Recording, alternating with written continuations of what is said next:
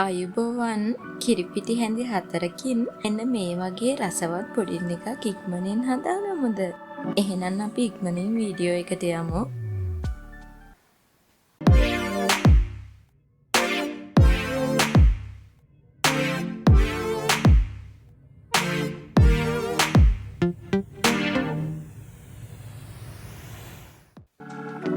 මුලින්ම කිරිපිටි මේස හැඳි 4ක් බෝල් එකකට දාගන්නවා. ඕනෙම කිරිපිටි වර්ගයක් මේකට ගන්න පුළුවන්.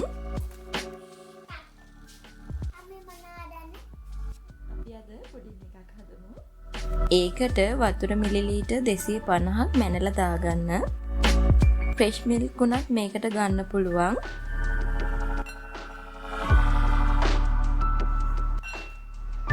දැන් කිරිපිටි ටික හොඳින් දිය කරගන්න.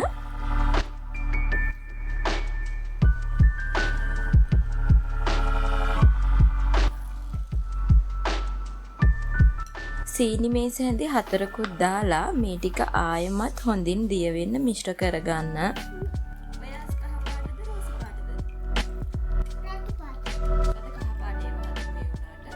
ඊට පස්සේ කස්ටර්ඩ් පවුඩර් පුරවලා මේස හැඳි 3ක් දාගන්න මේකට.